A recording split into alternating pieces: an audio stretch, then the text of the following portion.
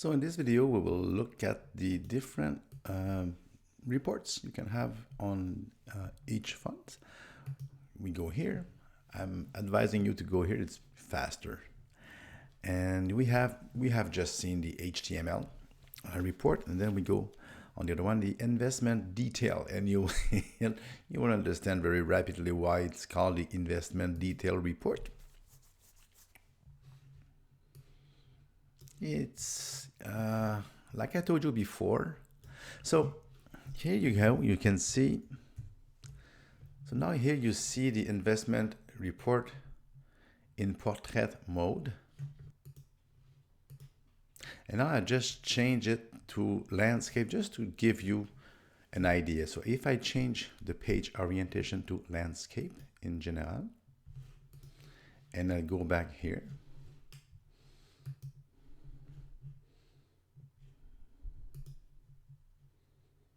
and now you see the difference. You have now it's landscape. For that report, maybe it's me with PalTrack, the old habits, but I think that for mutual funds, it's nicer when you have it in landscape. So you see another way, another reason why you can go to the preferences in the menu is when you want to twist your reports and you want to have it landscape instead of portrait. I think it's nicer this way. Again, your call. So we won't go over all the information, but essentially it is the HTML report all condensed into that 1 or 2 pages where you see the quartile by calendar year. You see the portfolio, a quick portfolio analysis with the composition, the equity style here, have some data, pretty statistical data. You have the top 15 holdings there. You have even the quarterly earnings. That's a bit much. The risk and return profiles, all the Morningstar ratings, not just the one. You have your standard deviation, the mean, the Sharpe ratio, the alpha, beta, and the R squared just there. Usually you don't need that much information with a customer, but it depends on your style. And then you have the returns disclosure and the full disclosure. So the detailed analysis, when you want to sell or understand or analyze a fund and you have to print it, not have it as HTML, that can be a good report for you. And then if you you have the underlying holdings. This one, maybe it will not, it's sentimental for me, but it's more than that. It is how to understand more what is a mutual fund. Again, we are in landscape mode. I will zoom in a little bit. When I began selling funds in 1987, that's 30-something years ago, that was the kind of page we were showing to our customers, because we can show graphics, you can show pie charts and graphics and stuff. But for me, when I wanted to explain the diversification, instead of just saying the word diversification or just showing the first 5 or 10 companies into a fund, I will print that out and show a person. And let's say the person will put $10,000 in that mutual fund. You put $10,000 on the sheet, and then you go and say, okay, out of that $10,000, there will be $340 in Microsoft. There will be $300 in Louis Vuitton. There will be $300 in Nestle, $270 in Alphabet/Google, 3M, and so forth. And you see all those companies, it gives you more an in-depth look, understanding of the mutual fund. And when you want to explain diversification, every time, I have done this maybe 500, 1,000 times, every time the customer and client look at me and said, that's not risky. It's like when you show that there is no graphic, there is no color, there is no pie chart, it's just pure logics.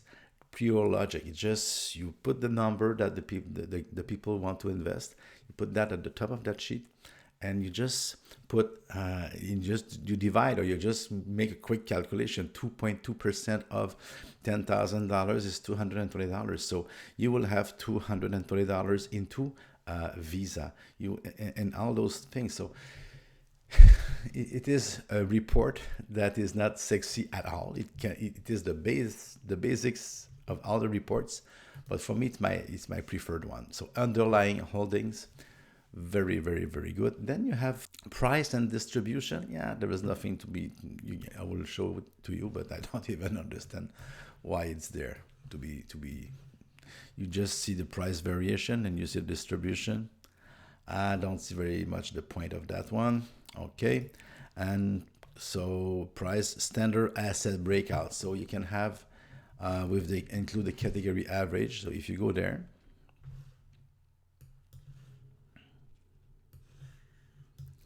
you see the dynamic here and the average, how its category is the breakout of its category and the dynamic, and it's the same thing as with the HTML and stuff, but it's just, if it is very, very important, let's say you want to put $100,000 in that mutual fund and you want to very explore, that gives you a bigger show.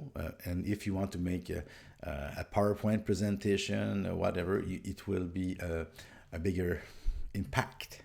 Okay, but again, it's not something I rarely use it. Regional exposure is the same thing as we just saw, but for the geographical. And the Morningstar sector, the same thing. I would go there. That it is the same thing, but it is just about the sector. So this type of pie charts, I would make it bigger for you.